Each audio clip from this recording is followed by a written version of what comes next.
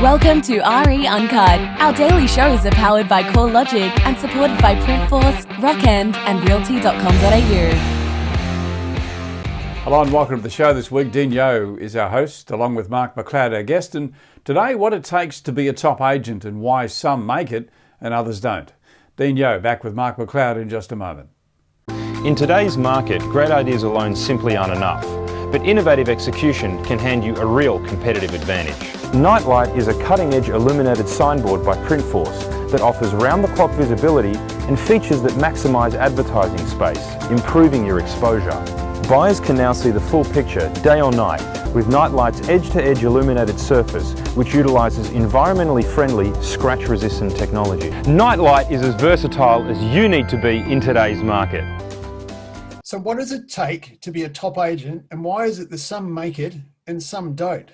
What's that one, Mark?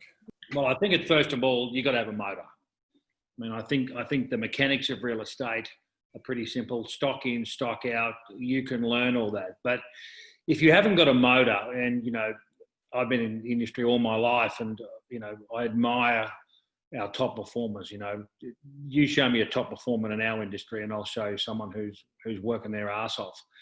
So having a great motor, I think, is first and foremost. You've got to have a willingness to do the work.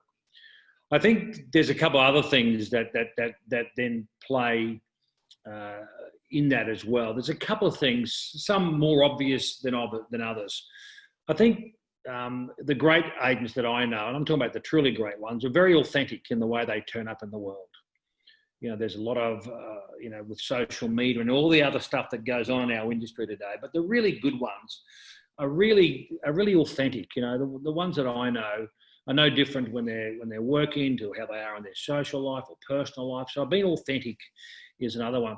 Probably, I think from a mechanical point of view, if I look at those things, putting those two aside, I would think one of the great things is to understand where the money really lives. And I think people get really confused about where the money really lives. It's so easy to be drawn to the transaction, and you hear all these quotes about, let's hustle and all that type of stuff. But the money for me I don't believe the money lives in the transaction. I believe the money lives in the relationship and the depth of relationship. And so often you'll see agents making a choice over transaction and relationship, and ultimately it's the wrong choice. I mean, of course, you've got to do the transaction to get paid, but certainly understanding that this is a relationship-orientated business, and then flowing from that into the transaction itself is where the really big money lives. And I work with a lot of top agents. When I say top agents, what's a top agent? I hate talking about GCI, but guys, you're doing in excess of 100 transactions a year, regardless of their marketplace. They're good agents, in my view, whether it's in rural Queensland or rural Western Australia, or some of our guys in the more inner city market. Anyone who can transact, up towards 100 transactions a year, I think is a good agent. They know where the money lives. They understand the terms of relationship. They understand the compounding effect of our industry. I have a saying, Dean, which is, a logical path has led to an illogical outcome. And let me explain what that means. You'll see many agents who have been in the same suburb for 6 and 7 years. Logic would tell you they've done more opens, they've met more locals, they've had more past clients, they should have more referral points. Every logical nuance of that would be their business should be growing. Yet I can show you that in something like 75% of most real estate agents in this country, their business will peak at around year three or year 4. Whatever they write in year 3 or year 4 is probably what they're destined to write for the rest of their career. For me, that's totally illogical.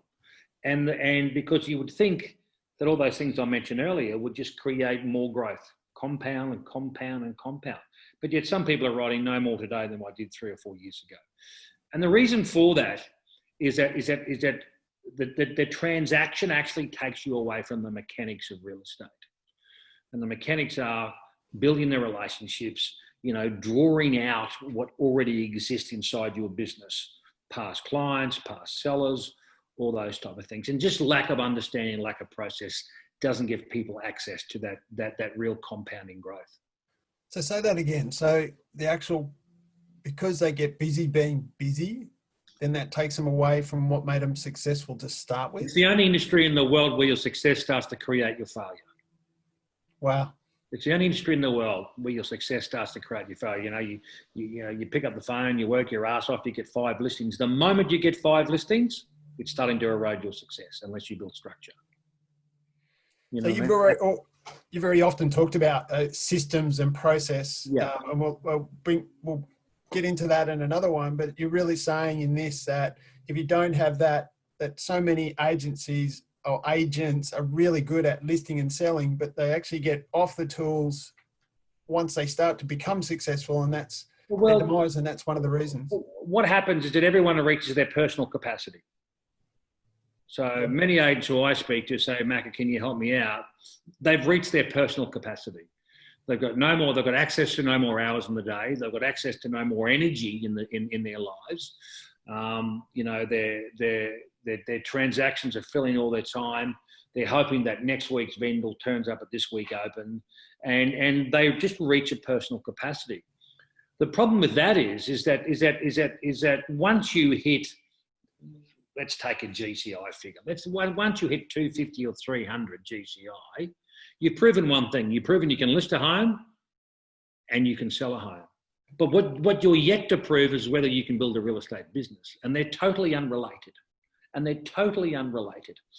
so we see so many people who get to that range, who stop training, who stop coming to growth lessons because they go, well, I don't need to go to training for because I know how to list, I know how to sell. And yes, you do know how to list and know how to sell, but what you haven't accessed is the ability to build a real estate business, and they are completely unrelated. We did a body work inside the company a couple of years ago where I worked with a guy, and he went from roughly $600,000 to $1.5 million in about an 18-month period. I never spoke to him once about how to list and sell a home. Never gave him one bit of dialogue. Never spoke to him. This is how you deal with the vendor, how I deal with the purchaser. It was all mechanical and structural. Wow. And the ability to understand that sometimes is difficult for many agents to understand. Well, that's awesome. And I think that's a cracker for day one. Thanks a lot, Mark. No worries, mate. Cheers. The Daily RE Uncut show is powered by CoreLogic and supported by Printforce, Rockend and Realty.com.au. Realty.com.au is where you will see all our shows. Real Estate Talk, The Property Show, Auction Update, and of course RE Uncut. We are the home of property.